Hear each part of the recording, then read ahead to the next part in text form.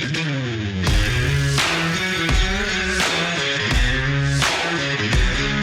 well-regulated militia being necessary to the security of a free state, the right of the people to keep and bear arms shall not be infringed. Welcome to another edition of Bearing Arms, Cam and Company. My name is Cam Edwards. Glad you're with me on the program today. We're going to be talking about what's going on in Wisconsin, both in our interview today as well as our recidivist report a little bit later on in the program. You know, Governor Tony Evers announcing a Office of Violence Prevention this week, and also calling on Republicans to get behind his so far unspecified gun safety package that I guess will be unveiled in the next couple of days. When I saw what Governor Evers was doing, first person I thought about was Chuck Lovelace. We spoke with Chuck. He has a gun shop in northern Wisconsin. Talked to him, I guess, for the first time a few months ago. John Diedrich from the Milwaukee Journal-Sentinel, had that really great series, Behind the Gun, that focused on what gun owners and Second Amendment advocates are doing to reduce. Well, first, he took a look at reducing suicide, gun-related suicides. Most recently, he took a look at accidental or negligent shootings in the state of Wisconsin. But Chuck has been a part of the Wisconsin Gunshot Project really since its inception. This is, much like Hold My Guns, a voluntary storage initiative. So if you are a gun owner and you feel the need to temporarily remove firearms from your home, whether there's, a person in crisis in your home, whether you're going out of town for a couple of weeks, whatever, they don't ask why. They just provide a safe place for you to temporarily store your firearms, and you can get them back whenever you want. I think this is so much better than extreme risk protection orders, than red flag laws, than, these sort of heavy-handed state mandated programs. So when I heard that Governor Evers had launched this Office of Violence Prevention, I was curious if Chuck and maybe the Wisconsin Gunshot Project was going to be a part of this office. So I reached out. As it turns out, I'm going to let Chuck fill you in here on the details, but it was a fascinating conversation. I will also say that in addition to the impetus of Governor Evers' announcement, I did want to talk about voluntary storage in light of what me and my family have been going through over the past couple of weeks. Now, I will say, and I told Chuck, I have not felt the need to remove firearms from my home after my wife died, but it is something that I'm very cognizant of. And I have had these conversations so that if I do feel like there is a need, either because I am not in a good place, or maybe my kids who still live at home are not in good places, I have had these conversations with friends, and I know that there are places where I can have my firearms temporarily stored, not at gun shops, because we don't really have anything like that in Virginia. But I do have a friend network who I know would support me if needed.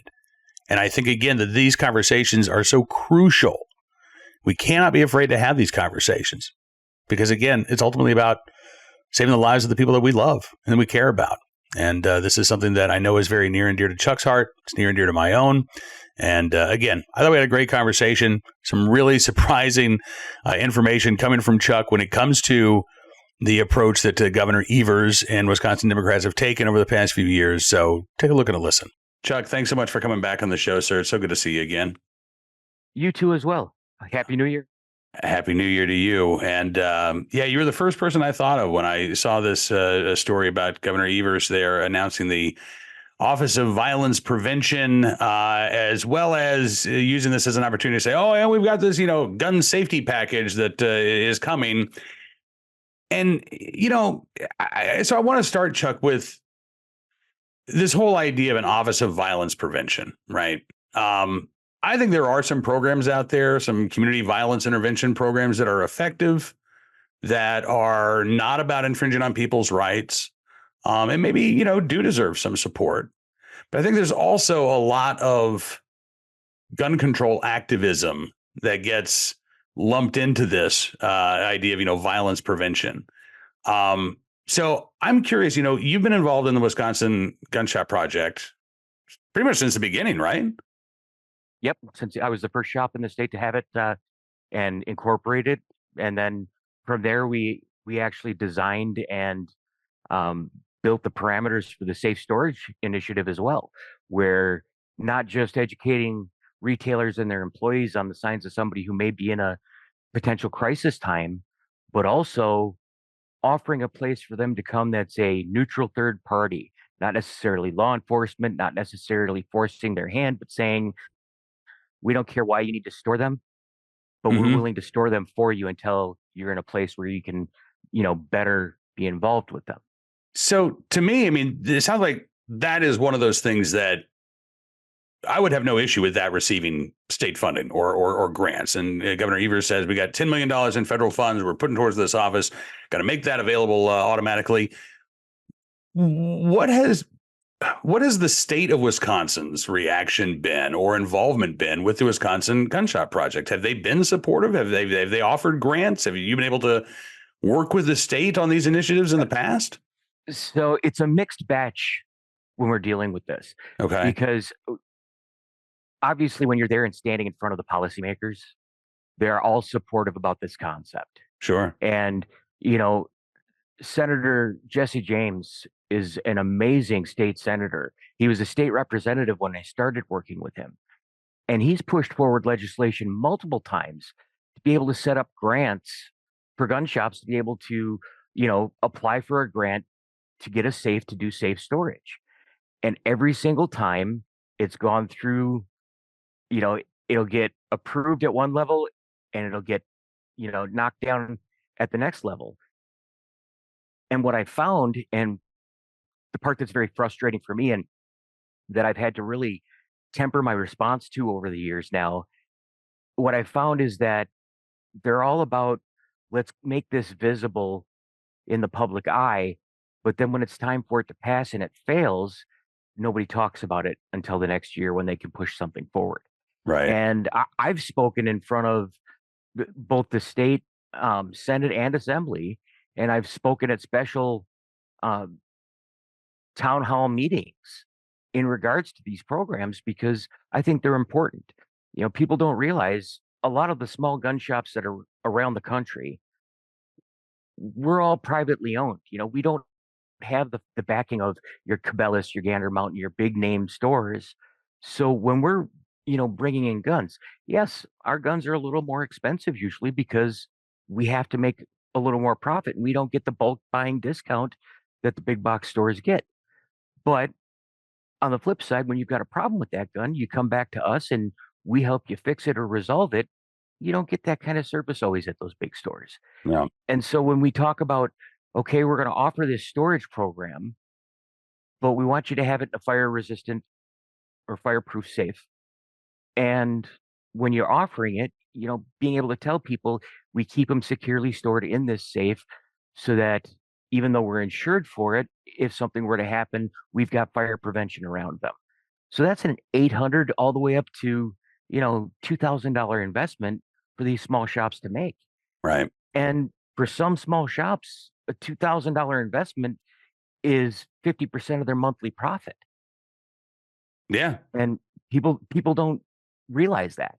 So, one of the things that I found interesting about Governor Evers' press conference is that he used this, I think, to play politics with the issue. I'll be really honest. He talked about this new Office of Violence Prevention, but he also, and I'm looking here, this is from the Daily Cardinal. Evers also said he'll be proposing a sweeping package aimed at reducing gun violence and implementing more public safety measures in the coming weeks.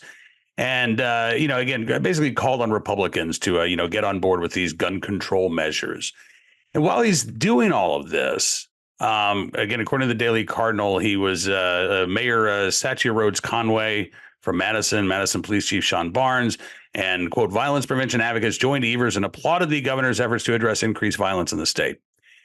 So, again, I think he's making this more political than it needs to be. And I guess my question is, did the governor's office reach out to you and ask if you wanted to be a part of this event? Again, I'm just trying to get a sense of whether or not Governor Evers thinks about things like voluntary safe storage as a violence prevention measure, or is there a block, you think, in his mind and in the mind of some of these lawmakers that, okay, well, if it's coming from pro Second Amendment people, if it's coming from gun owners, well, why would we want to pay any attention to that? It must not be valid, right? That's not what we're looking for.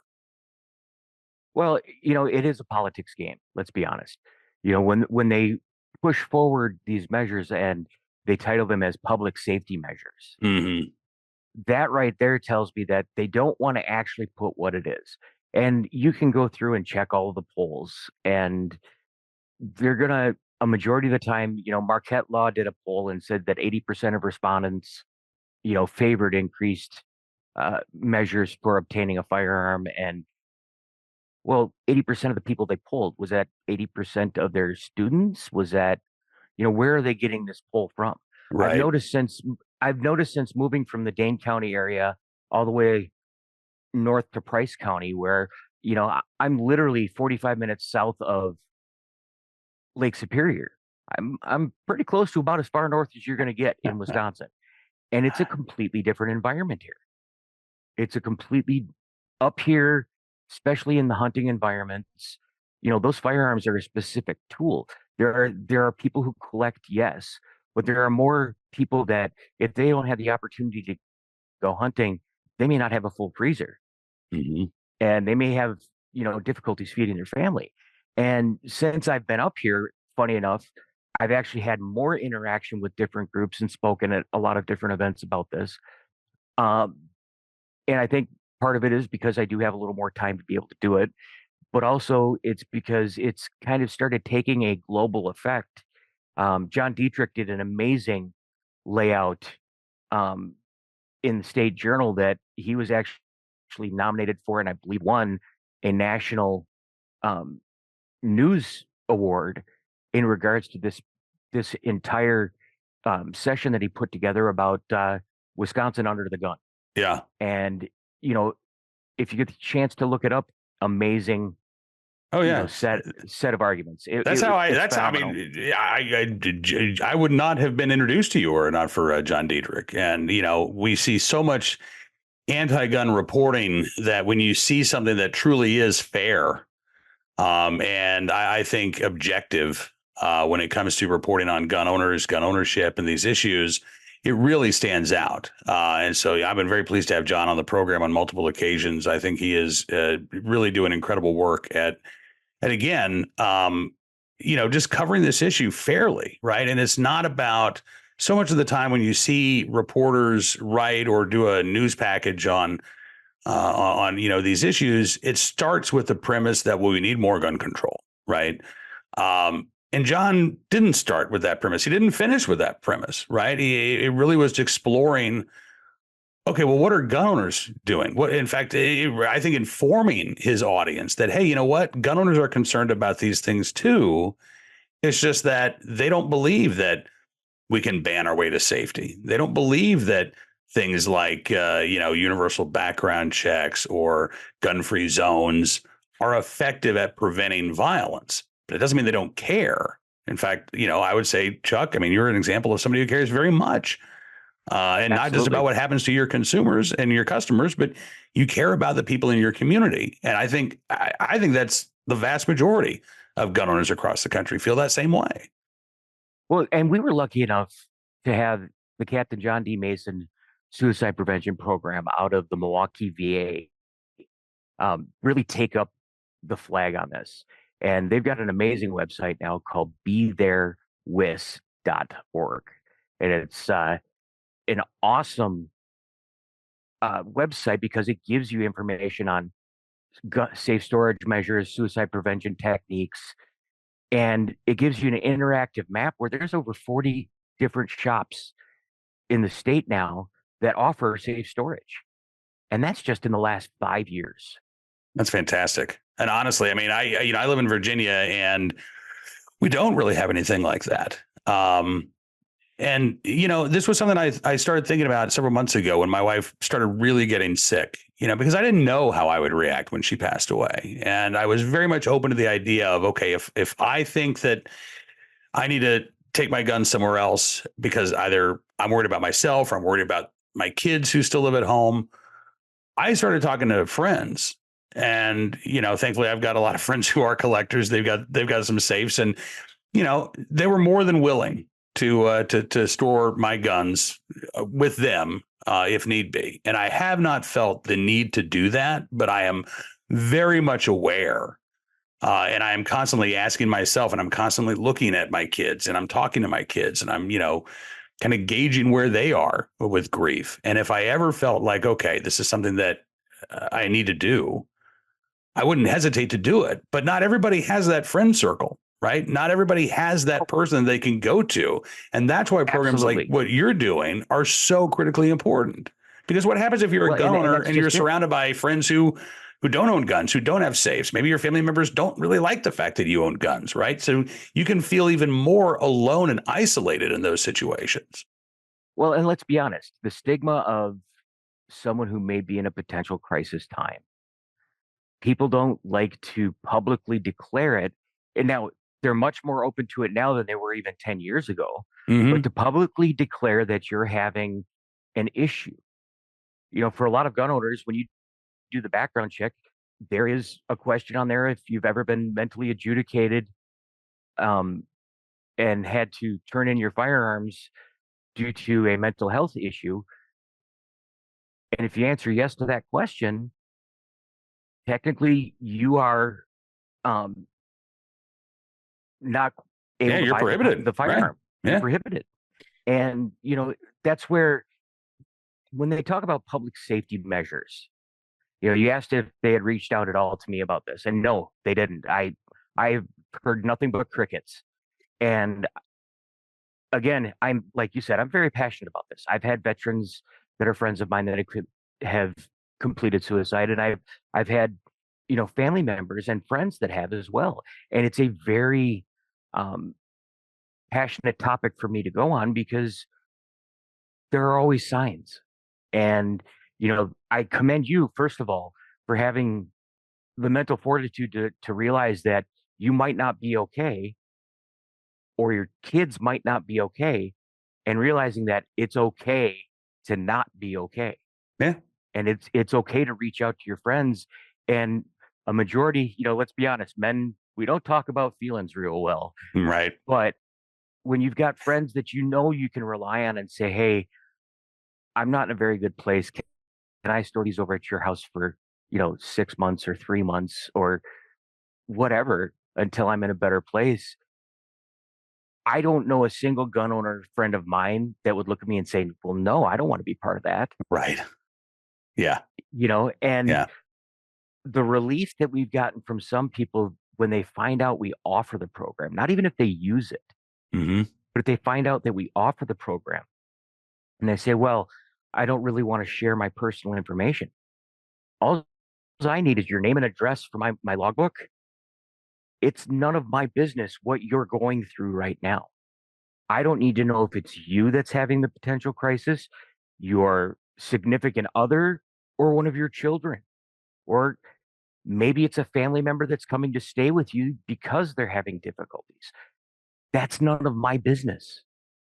And I think that's where people get concerned is they're worried that, people that will take these firearms in to store them may spread their business across town. And that's the one thing that's been really great. And, you know, down at the VA, they did a great introduction to this as well, saying, you know, it doesn't matter why. It just matters that we help limit that access until they're in the place they need to be. Absolutely. And it's a voluntary program. I mean, if they Right. come back 2 days later and say, I've changed my mind, I'd like them back, I'm not going to sit there and argue with them. That's not my place. Yeah. And I think that's where we got so many of the smaller shops in the state that started looking at that going, yeah, I like this idea. Well, I mean, I think that's one of the reasons why it is so valuable because it is voluntary, right? And I mean, you look at things like red flag laws. I'm not a fan of ERPO laws. I think that they take the guns away, but they don't deal with the underlying issue that might make somebody a dangerous person to themselves or others. There's typically no mental health treatment offered, and again, it's not voluntary, right? So there is a stigma attached. I think in a way that doesn't happen when we're talking about voluntary storage. And I think a big part of this is, you talk about specifically male gun owners and men in general. I think the stereotype is not true for everybody, but I think it's true for a lot of folks, right? We don't really like to talk about our feelings. We don't really want to be all touchy-feely. And, that's part of this component too. I mean, that's one of the reasons why I have been open about talking with people. And I will say, Chuck, I mean, it's been, I'm not going to name names, but I've had some, big burly special operators say, "Hey, man, I love you," over the past couple of weeks. I've had people who you would not expect to hear, tell another man, "Hey, I love you and I'm here for you. Anything I can do, you let me know." And that has mattered.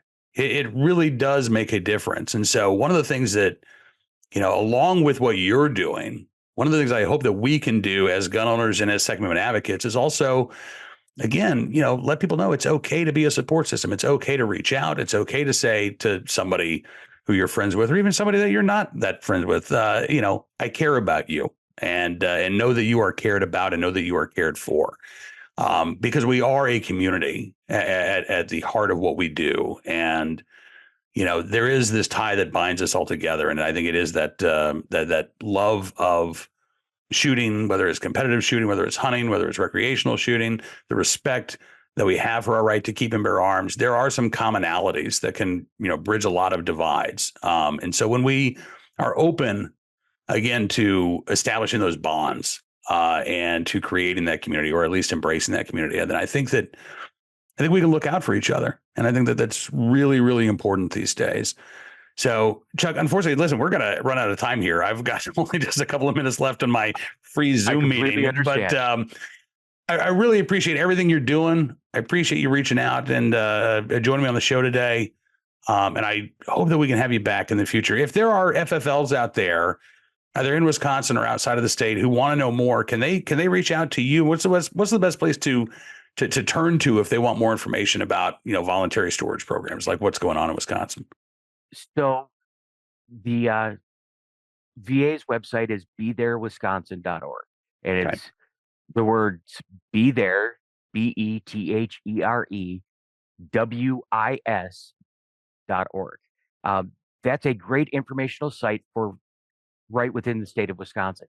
It's good for people outside of Wisconsin as far as informational, and it provides, you could download copies of, a contract agreement, how to set it up, different things like that.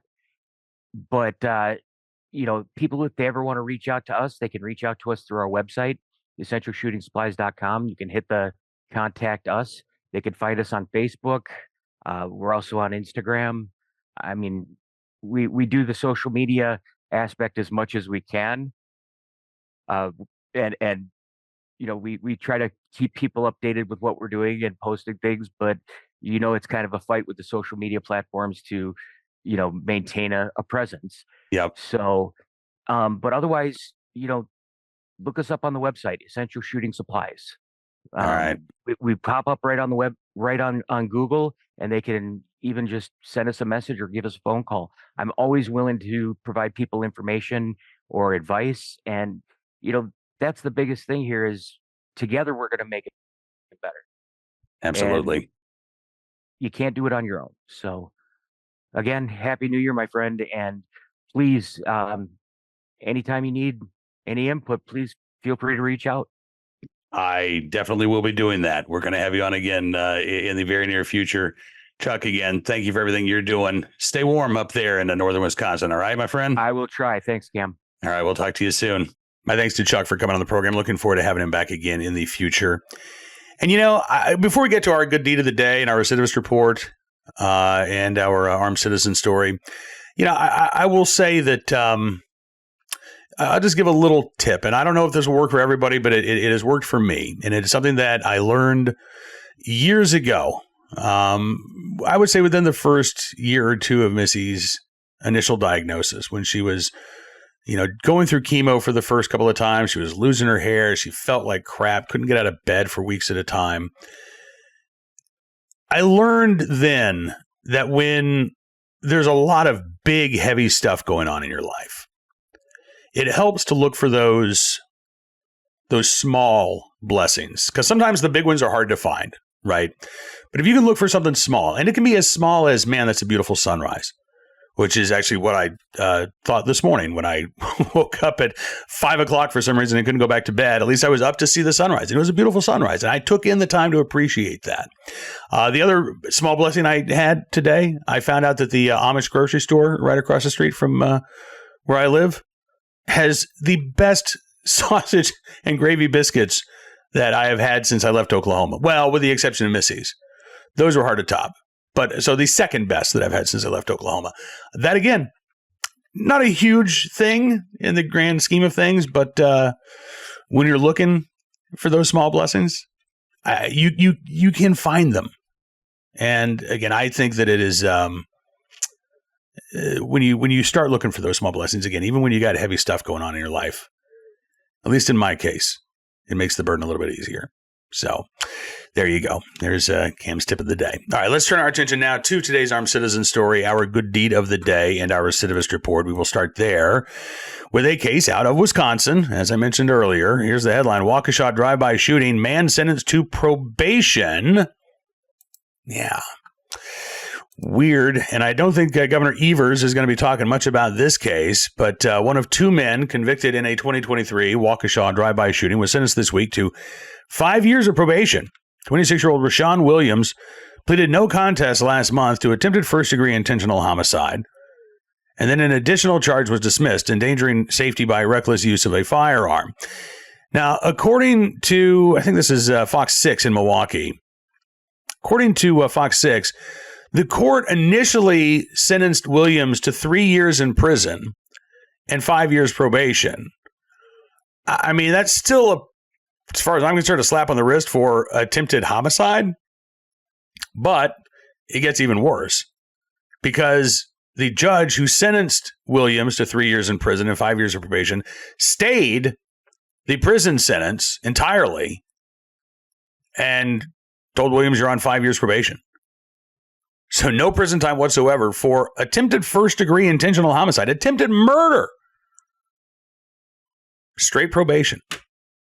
Williams' accomplice, Alan Tronco, both charged in this case. Tronco was sentenced in May of last year to 10 years in prison and 8 years of extended supervision. He was found guilty of attempted first-degree intentional homicide in possession of a firearm by a felon.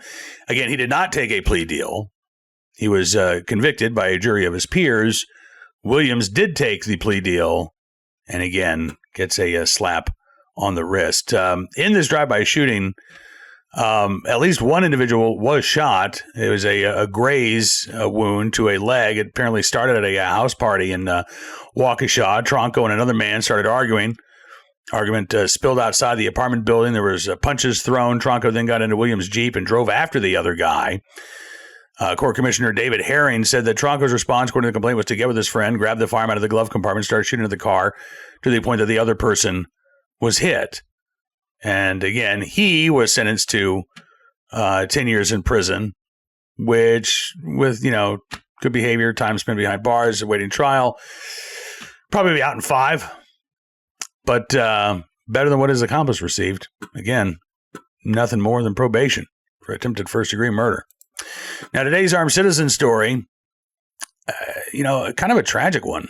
Cecil County, Maryland, where prosecutors say no charge will be filed after a man was killed by his father during a home invasion attempt. Now, this wasn't a case of mistaken identity or anything. This was actually the son going after his parents, and the dad, in fear of his life and afraid for his wife's life, forced to shoot his own son in self-defense. It was September of last year. Joe Barry Jr. was shot and killed amidst what police were calling an ongoing dispute between him and his elderly parents. State police troopers were called out about 2 o'clock in the afternoon on that September day to check on a reported shooting.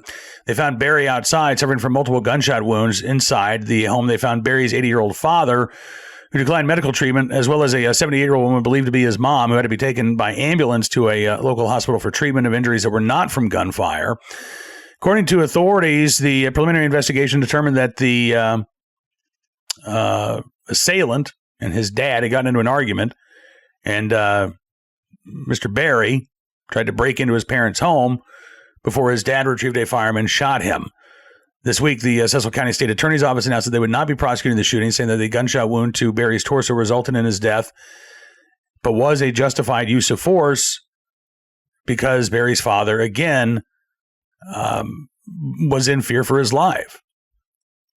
The officials in Cecil County said, in these circumstances, the suspect was protecting himself and his wife and was acting in self-defense. And again, it is tragic that it came to that, but I suppose the alternative would be even worse, right? A father forced to shoot his son in self-defense versus a son perhaps murdering his parents in the heat of an argument. Finally, today, our good deed of the day in the right place at the right time, willing and able to do the right thing. A good Samaritan in Winter Park, Florida, who alerted first responders to a truck that had become submerged with a man still inside. And thankfully, because that Good Samaritan acted so quickly, that 80-year-old was saved, the Winter Park Police Department said that Nate Camacho, the Good Samaritan in question, helped to save the man's life. Temperatures in the low 40s this morning. The police said his actions provided responders with the valuable minutes to free the driver from the water. When the Winter Park Police Department responded to this scene, apparently Camacho flagged down an officer around 5:40 in the morning and said, hey, there's a truck that went into a pond over here. Officers found this 80-year-old inside the truck, appeared disoriented. They said that they made efforts to try to free the man while beginning to secure the vehicle. They gained access to the driver by using a tool to break the window. He was eventually removed from the vehicle, taken to the hospital to be treated for non-life-threatening injuries. It is thought that the 80-year-old might have suffered a medical emergency that caused him to lose control of his vehicle. That's why it ended up in the water. And again, if it weren't for the quick thinking and fast actions of Nate Camacho to alert those responding officers, that medical emergency might have cost that 80-year-old his life. But instead, he was extricated from the water, taken to a local hospital, and at last report, looks like he is going to be okay. So in the right place, at the right time, willing and able to do the right thing. Nate Camacho there in Winter Park, Florida, we thank you for your very, very good deed. All right, listen, that's going to do it for this edition of Bearing Arms Cam & Company. In fact, that's going to do it for this week's Bearing Arms Cam & Company. We'll be back with another show on Monday, but don't forget to check out BearingArms.com. Throughout the rest of today, Friday, and the weekend, we're going to keep you up to date on all of the latest Second Amendment news and information from all across the nation. We also, by the way, have a fantastic sale going on right now in celebration of Donald Trump's inauguration. 74% off your VIP Gold, or VIP Platinum membership when you use the promo code POTUS47. Take advantage of that. You'll get exclusive stories, not only from Bearing Arms, but if you're a VIP Gold or VIP Platinum member, from across the Town Hall Media websites. All kinds of other great benefits. Too many to name right now, but check it out. And again, use the promo code POTUS47 for a 74% savings on your membership. Have a great weekend, everybody. We'll see you back here on Monday. Until then, be well, be safe, be free, and make stuff.